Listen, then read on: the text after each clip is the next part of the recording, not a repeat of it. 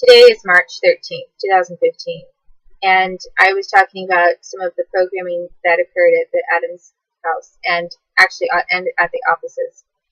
And I guess before I talk about the other set of programming techniques that occurred for this entire rape plot against me, before I mention that, I should probably include some of the names of people who were involved in organizing this.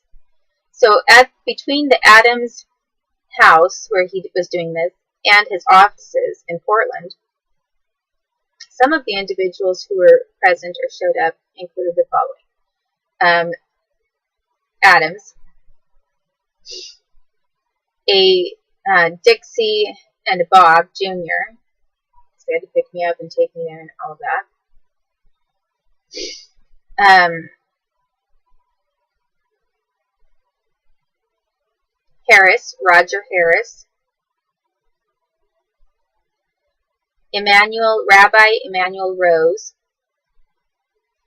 a woman named Melanie.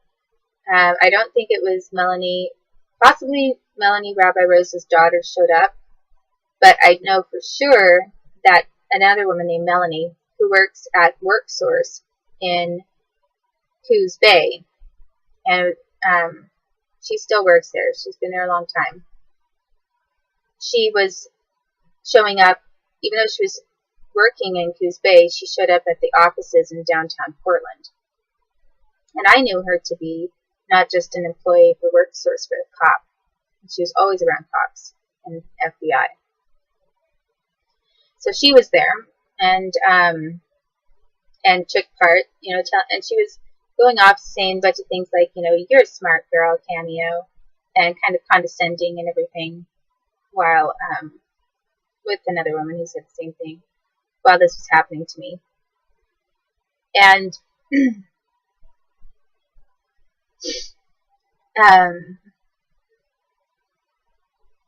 I also think that comment, "You're a smart girl, Cameo," which she made a lot, it was basically to almost punish me, like they hated me because I was smart. And I think that was one of the reasons they hated me. And so she would make this snide, condescending comment while they were plotting to have me raped. And then when I was later, like decades later, in Washington State, and I had cops setting me up to put me in prison under false arrest, or not prison, but jail under false arrest, one of the women who handcuffed me and put me under this false arrest said to me, "We know how smart you are.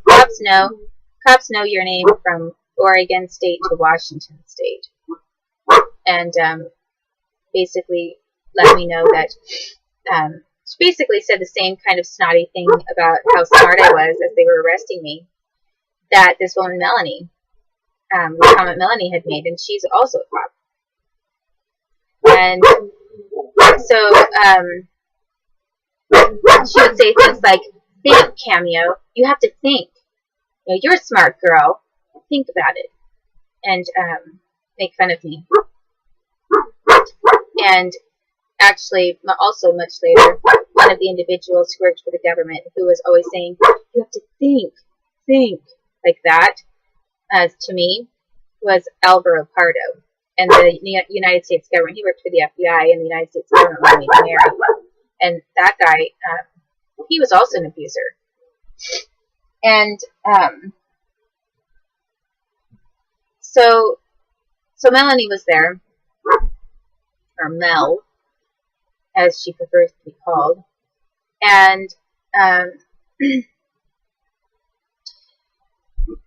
and Rabbi Rose's wife showed up one time, Lorraine Rose, and there were the Rooses,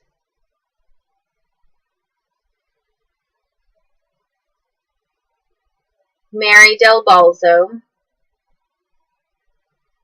Dick Whittemore,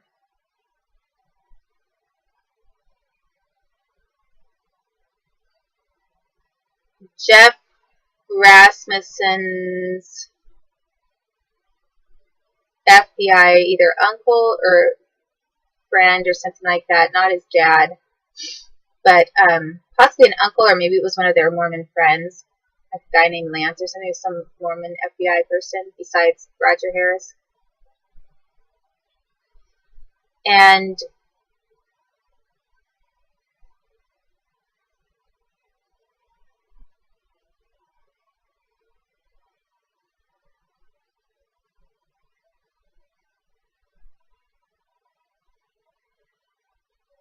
then a couple of other cops. At one point, during some of this programming and the things they were doing to me, there were a bunch of Department of Justice employees that stood in the background, and they watched everything. It was like they wanted to see everybody else participate in it directly, and they didn't hands-on participate, but they watched. And they were all people who were part of the Department of Justice who would basically be able to say, we're not going to prosecute this rape. If I ever brought it up, they were not going to prosecute it. And they were basically there to ensure that, yeah, they're in on the deal, on this rape deal of Cameo, and that they were going to protect all of the rapists involved. And so one of them was also a DA, and they had a couple of judges there, and who I knew to be judges that were from Multnomah County. So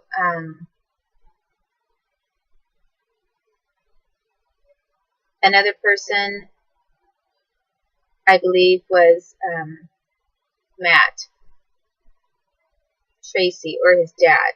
Might have been his dad.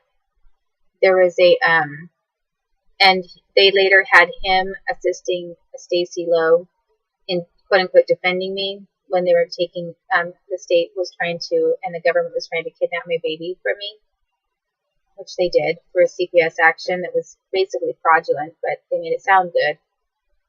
And and one or the other was there. And then there was also Matt, not just that Matt, but I think, and I'm not sure if it was for that specific programming thing, but at one of the times, Matt Sheehy was also there. And I became friends with his wife later and didn't even think about who she was related to, and that I had already met him before in the past. But he was involved in programming of me, and he did it in Northwest Portland area at a private house, and also was at one of these other programming, programmed situations, like the one with Adams. And I sort of remember him being there. But I know that the Tracy person was there, and then I think that possibly Matt Sheehy showed up at some point. But I'm not positive, but I do know that I'm positive that he did take part in programming of me and torture of me. So those are some of the people that were there. And then while they did that, the other part of that, they used my dad as they were involving me in that. And then they were saying the whole time, you'll never have your kid adopted by your parents because they'll sound so bad, blah, blah, blah. You can make sure that any baby you ever have is totally outside of your family. And basically, my baby was basically safe with me. I was the safest person that could have raised my baby. And anyone else who's connected, who was either blackmailed by the government and tortured or forced to do things, under severe duress and coercion, or they were just really corrupt government people who were willingly doing these things to kids and to babies. So they came up with every excuse they could, but their main objective was to get my baby as far away from me as possible, so that basically they could use and harm my baby and have her out of my sight, and try to ensure that she never knew who I was, and that I could never protect her by telling her who they were. And the government didn't want that. they claimed that I will emotionally, part of their claims in CPS was that, oh, she's delusional, she'll be emotionally damaging her children, by saying their claims were like by talking about these things that the government has done. Well, the people who are emotionally damaging children are the people who are involved in these schemes with the government. There is no emotional, quote-unquote, damage that I would do by telling them at an age-appropriate time that they need to stay away from certain individuals and the reasons why. But this government, because they have gotten away with so much for so long, with no other country interceding, and most of the people in this country just kind of figuring, oh, it doesn't affect me, it doesn't involve me, I don't have anything to do with it. They've gotten away with it for so long, it's just blown way out of control. And I've never seen my daughter since she was a baby. I've never seen them because there's more than one that I had that were taken from me. And I haven't seen them. I don't even know if they're alive. I have a feeling that maybe they're not because of what this government's done. Like, they're creating clones to use, kill off, and then bring in another clone that looks just like them as the replacement. And sometimes not even telling one clone that there's another clone of them that looks like them. And and how did that happen? Well, I was had my house getting fumigated with some kind of government chemicals, and they experimented with that many times. Going into my house, stealing things from me while they used it. A couple of times I felt like I'd been raped, and I didn't know how or why, but I felt groggy the next morning and wasn't sure about it. And my dog, one time I woke up, my dog had been like hit on the head, and I got cut 2 times prior to my having my baby girls. I got cut on the rear end, in a place where I would not cut myself or it wouldn't be an accident. I mean, like in the back, down below the tailbone, where your spine ends, all the way down your back to the very end, to the tailbone. That's where I was cut with a razor in a very straight line. And they did that to me twice, and here I was, I'd gone to bed with pajamas on, and someone had to get into my house. I didn't wake up, pull my pants down, literally, and have me not moving while they cut me with a razor on my rear end. So they had to knock me out with some kind of fumes to even get into my house and not have me or the dog alerted to do that. It's possible that they did that and then did a secondary thing like a chloroform in addition to that. I have no idea. But they did do that, and they practiced that many times when I was living in Coquille. And they practiced it extensively prior to the date of, what I believe, conception. And that's, I believe, how they got my daughter cloned. I think they either used DNA from the first baby girl that I had and created a clone, or they had more than one egg and sperm from the same source. Well, I guess it would have to be a clone from the first one. I think that's the only way you can get a clone. And then somehow do something with the material. But anyway, however they do it, I know you cannot just rape someone and have a clone. Someone could maybe get raped and their kid could be identical twins, but that's not clones, those are twins.